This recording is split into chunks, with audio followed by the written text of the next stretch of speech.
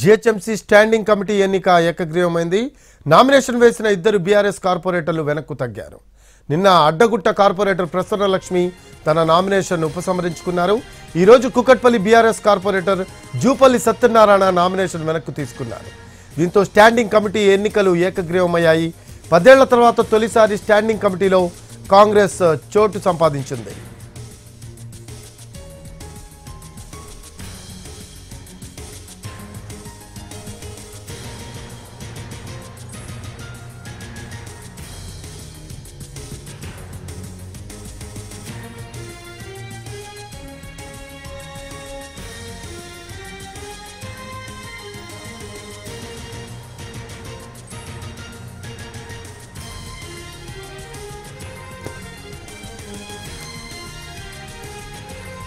GHMC standing committee ఎన్నిక ఏకగ్రీవమైంది.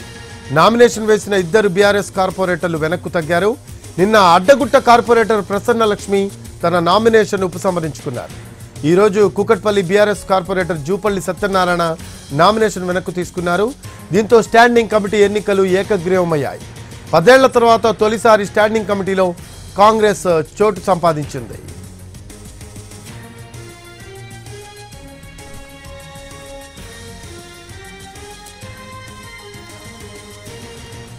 మరో updates తెలుసుకుందాం. మా కరెస్పాండెంట్ ప్రేమ అందిస్తారు. ప్రేమ, జిహెచ్ఎంసీ స్టాండింగ్ కమిటీ ఎన్నిక ఏకగ్రీవమైనట్టు సమాచారం.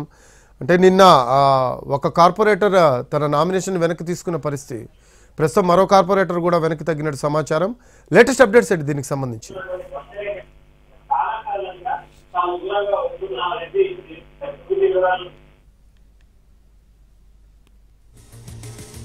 ప్రేమ్,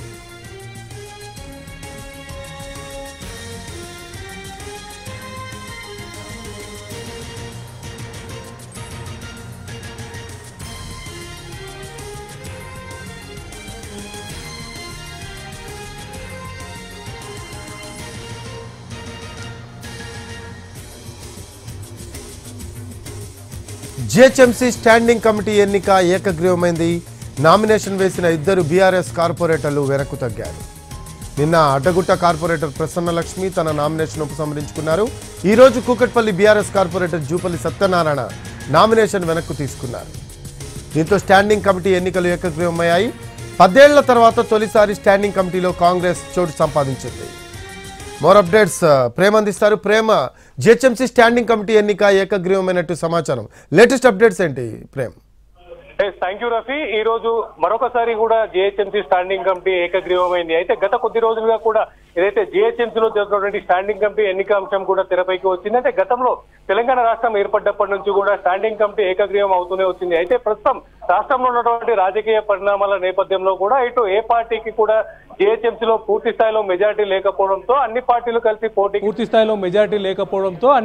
కలిసి పోటీకి సిద్ధమయ్యాయని చెప్పేసి కూడా సిద్ధమయ్యారు. ఈ నేపథ్యంలోనే అటు బీఆర్ఎస్ సంబంధించినటువంటి ఇద్దరు కార్పొరేటర్లు కూడా నామినేషన్ దాఖలు చేశారు. దాంతో పాటుగా కూడా అటు కాంగ్రెస్ సంబంధించినటువంటి కార్పొరేటర్లు 7, అలాగే ఎంఐఎం సంబంధించినటువంటి 8 కార్పొరేటర్లు కూడా ఈ స్టాండింగ్ కమిటీ ఎన్నికకు కూడా పోటీ చేశారు. అయితే ఈ నేపథ్యంలోనే అటు బీజేపీకి సంబంధించినటువంటి కార్పొరేటర్లు కూడా పార్టీ అధిష్టానం మేరకు ఈ స్టాండింగ్ కమిటీ ఎన్నికల్లో కూడా అంటే వారికి పూర్తి స్థాయిలో మెజారిటీ లేకపోవడంతో ఎన్నికల్లో పోటీ చేసేది లేదని చెప్పేసి, దాంతో పాటు కూడా ఓటింగ్ లో కూడా పాల్గొనబోమని చెప్పేసి కూడా అటు బీజేపీ కార్పొరేటర్లు తేల్చి తెప్పడంతో ఇటు బీఆర్ఎస్ కూడా వెనక్కి తగ్గిందని కూడా చెప్పుకోవచ్చు. అయితే ఇప్పటికే బీఆర్ఎస్ సంబంధించినటువంటి ఇద్దరు కార్పొరేటర్లు నామినేషన్ దాఖలు చేసినప్పటికీ కూడా పార్టీ అధిష్టానం అటు మెజారిటీ స్థానం లేకపోవడంతో అటు ఎన్నికల్లో పాల్గొన్న తర్వాత ఓడిపోవాల్సినటువంటి పరిస్థితి కూడా చవిచూడాల్సినటువంటి సందర్భంగా కూడా ఈ యొక్క పోటీలో నుంచి ఉపసంహరించుకోవాలని చెప్పేసి ఆ ఇద్దరు కార్పొరేటర్లకు కూడా బీఆర్ఎస్ పార్టీ అధిష్టానం కూడా తెలియజేయడంతో నిన్న అడ్డగుట్టకు సంబంధించినటువంటి బీఆర్ఎస్ కార్పొరేటర్ ప్రసన్నలక్ష్మి కూడా తన నామినేషన్ కూడా ఉపసంహరించుకున్నారు. అలాగే ఈ రోజు నామినేషన్ ఉపసంహరణకు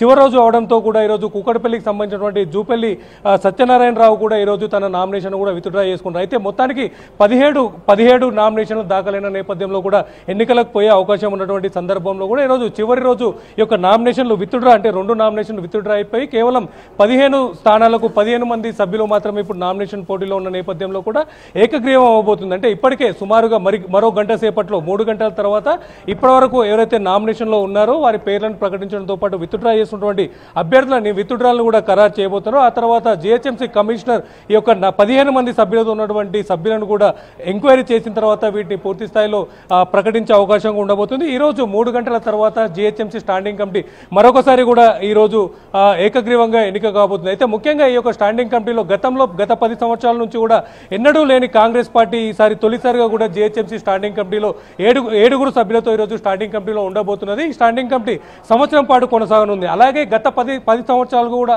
ప్రతి స్టాండింగ్ కమిటీలో కొనసాగినటువంటి బీఆర్ఎస్ పార్టీ ఈసారి తొలిసారిగా స్టాండింగ్ కమిటీలో ఉండకుండా ఉండడం కూడా ఇదే మొదటిసారి. అయితే ఏదైతే ఈ రోజు ఎన్నికైనటువంటి ఒక స్టాండింగ్ కమిటీ సంవత్సరం పాటు కూడా కొనసాగబోతుంది. ఈ యొక్క స్టాండింగ్ కమిటీకి కూడా ప్రస్తుత మేయర్ గద్వాల విజయలక్ష్మి కూడా చైర్మన్ గా కూడా వ్యవహరించబోతున్నారని కూడా చెప్పుకోవచ్చు. Rafi, thanks for updates Prem.